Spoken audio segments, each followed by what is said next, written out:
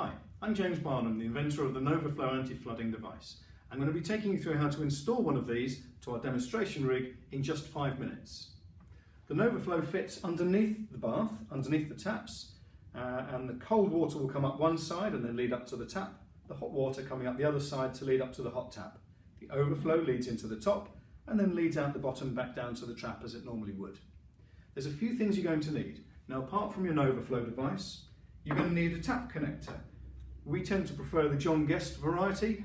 This is a 3/4 inch to 22mm tap connector. It's of the type which you don't need to use any spanners on because it's quite tight inside the head of a bath. It's a lot easier to be able to do this all by hand.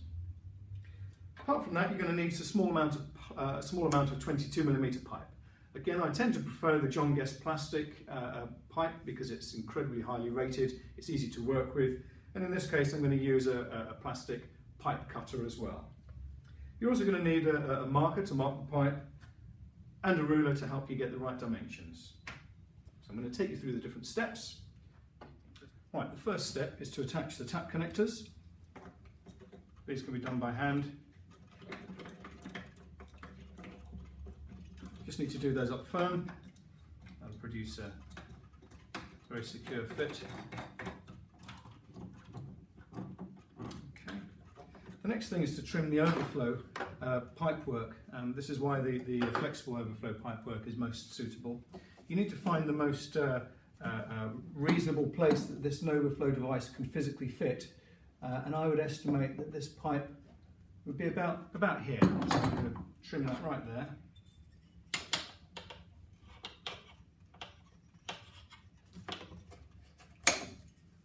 Okay, and remove that. We'll fit that later. So at this stage, the barb connector, which can easily be removed by just rotating it a little bit, we provide different sizes of these in the packet, in fact, for different size overflows. But you should find that that will fit straight into the pipework really firmly. Okay, make a watertight fit. And at this stage, you can actually attach the Nova-Flo device to this, and I'd recommend taking off the O-ring at this stage. You can attach the device, and it will actually hang there. And at this point, you can measure the lengths of the two pieces of pipe that's going to attach the Nova-Flo device to the water supplies via the John Guest fittings that we've just installed. In this case, I'm going to estimate about 170mm. So I'm going to mark up the pipes at 170mm, 170,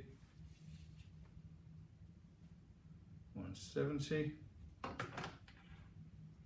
and then just go ahead and trim those with your pipe cutter.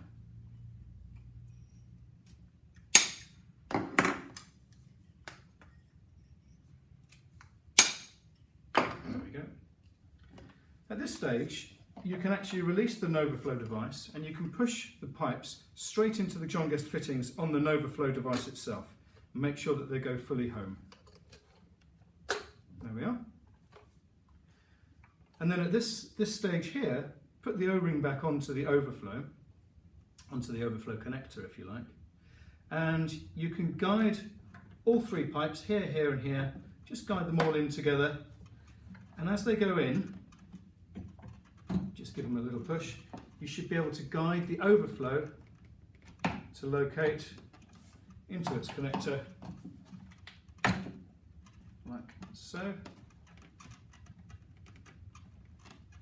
There we go. Push everything home so it's nice and firm. And you've done most of the difficult fixing at that stage. The next thing, of course, is to attach the overflow to the base. So again, picking up the overflow down here, just once more, just attach it firmly in place, trim it to size, take a little bit off there.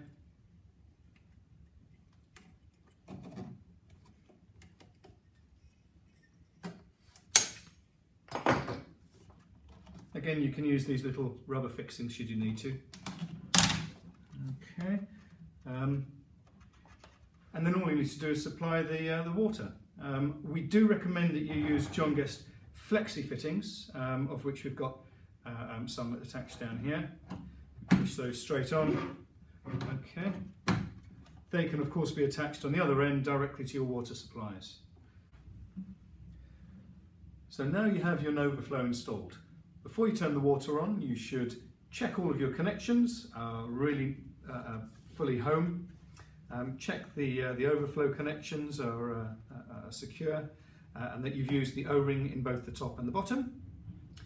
Turn your water on, and then if you pour some water through the overflow, you'll see how it activates, and you can reset the water by turning your taps off and on again once more. We've managed to fit this to virtually all bath configurations, different plumbing configurations. Obviously we've been using our demonstration rig, which is a little more easy to access than baths would be actually in situ, but because we've used the John Guest fittings, you can see how easily you could install this just from one side of the bath.